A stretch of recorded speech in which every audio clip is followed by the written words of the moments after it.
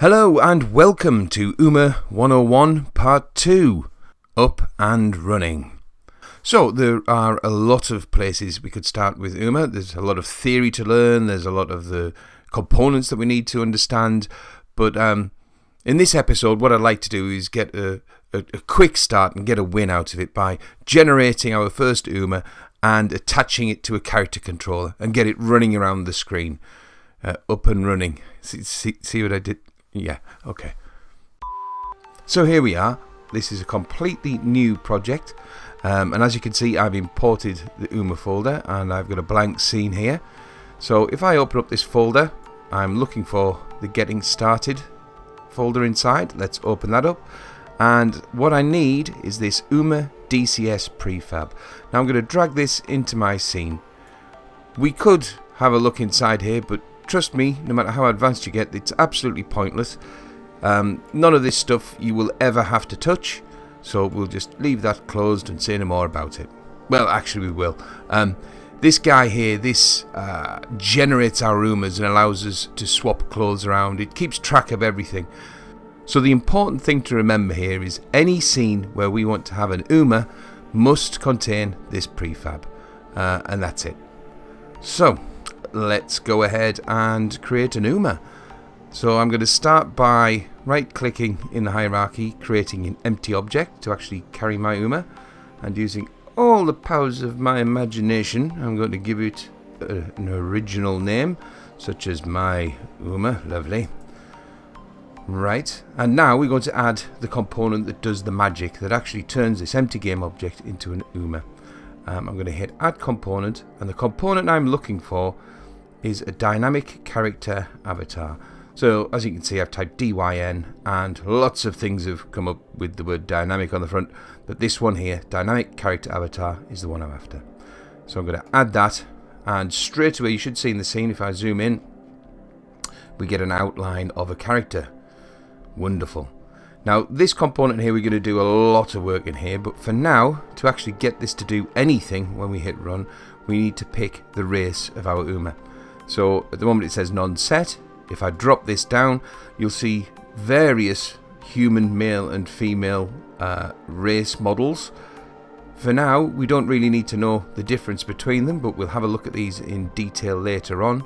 But I'm going to pick human male DCS. Okay. Once I've done that, that's it. That should create an UMA. So I've got an empty game object with this dynamic character avatar component on. When I hit play, bam, there we are. We've got an UMA on the screen. Probably not the most flattering view we've got there. Let's just have a look in our scene view. There he is. Just to make things work a little bit nicer, I'm just going to stop there. I'm going to move my camera around to this side where the light is. I'm going to rotate my UMA 180 in the Y, and I'm going to select the main camera and say align with view, just so when we press play we get a little bit of a better view of our UMA. And there we are. So that's it. It's really quite quick and easy to get an UMA running in a scene.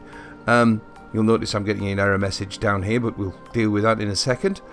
What I want you to notice is originally our my UMA component only contained the dynamic character avatar. That's all we added.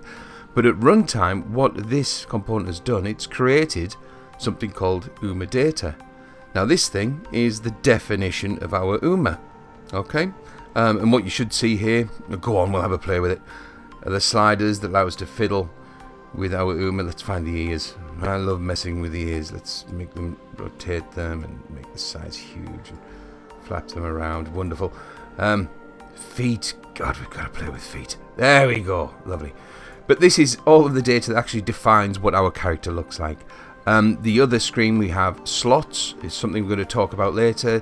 This is all the meshes and other components that make up our character. So as we modify our character, this thing, the UMA data, is what's going to get changed. I'm just going to collapse that for now, so we know what that is. UMA data defines our character. Something else that's happened, this is no longer a game object on its own. As well as having the UMA data added, it's also gained a couple of children. The first one, called root, if you have a look, that is actually a bone hierarchy that Uma has created. So it's a humanoid hierarchy with some extra bits in there. We'll look at that in detail later. It's also created a skinned mesh renderer, which is what you can see on the screen. You can see the material down there, which again, we're going to have a look at this in detail later on. As soon as I stop, all of that disappears. So what I want to do here is deal with the first elephant in the room. Happy birthday. So what I'm talking about here is the first big hurdle that you've got to get over when you're going to use Uma in a project, and that is the fact that your Uma does not exist until your game is running. In fact, depending on the machine you're working on, it can take a couple of milliseconds before your Uma is generated. Okay, so let's have another look at this in action. So our Uma is a simple empty game object with our dynamic character avatar attached.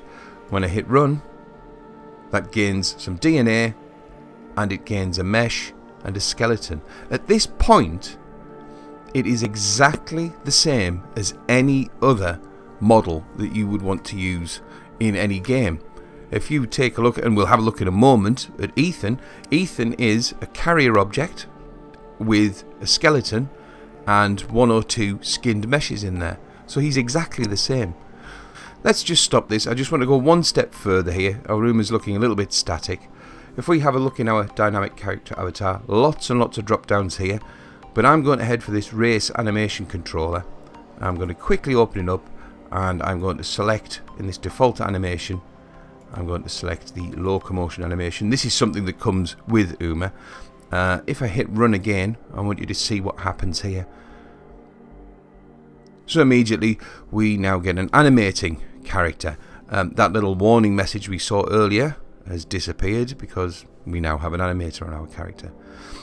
What the dynamic character avatar has done, as well as adding our Uma data to define the character, it's also created an animator and added that character controller that we defined, or the animation controller that we defined, to it. So when we want animations, the dynamic character avatar will attach an animator and make it active. It's quite important, this, and you'll see why in a moment. Okay, so that's got an Uma going, that's got him animating. What I'd like to do now is actually get him running around the screen. So first things first, I'm going to create a new 3D object plane, and I'm going to make sure that's zeroed in the screen, so let's reset that. There we go. So we've actually got a surface to run around on. Let's just pull my camera back a little bit, and I'm going to make these gizmos into what should we make them into? Not 3D icons for a start, just so they don't get in the way. I'm going to say main camera align with view, just to pull the actual game camera back as well. And just for an easy start, let's go to assets and import the standard Unity characters pack. So yeah, let's just wait till this decompresses. Okay, this actually contains lots and lots of different things, so I'm just going to collapse some of this stuff here. Yeah, wow, we're going to be bringing in all sorts here. I don't want the utilities, I don't want the materials. Let's bring in the cross-platform input stuff. I don't want rollerball, and I don't want the first-person character. Okay, so I'm just after this third-person controller and the cross-platform input stuff. If I hit import, we'll let Unity do its thing.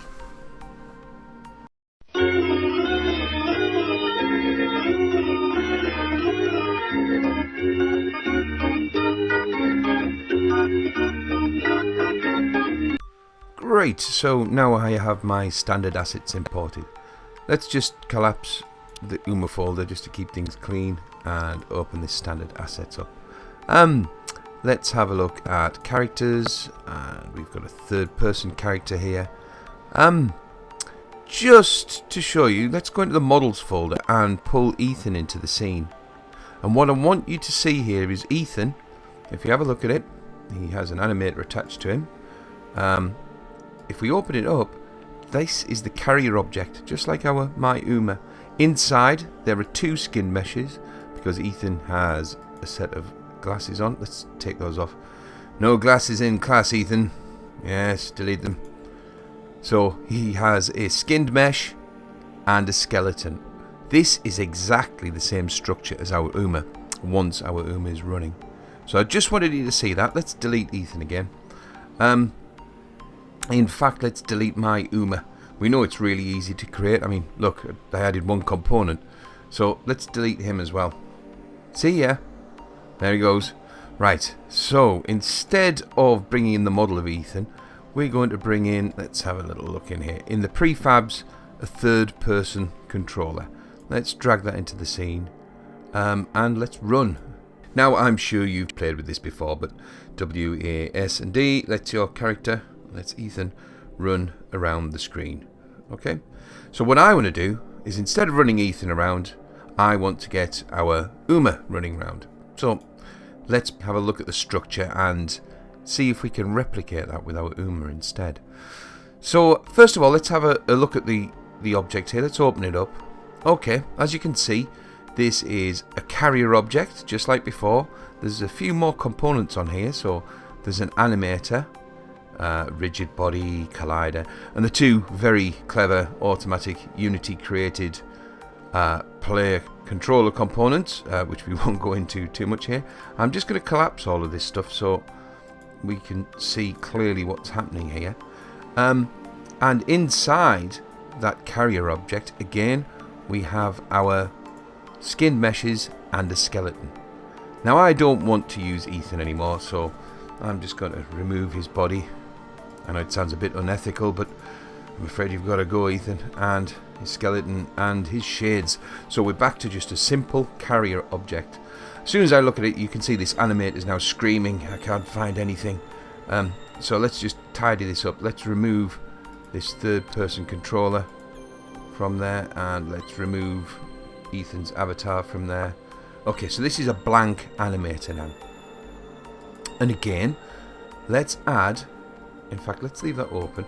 Let's add our Uma dynamic character avatar component and set the race to human male DCS. So this, as we know, will generate our components when we actually run the game.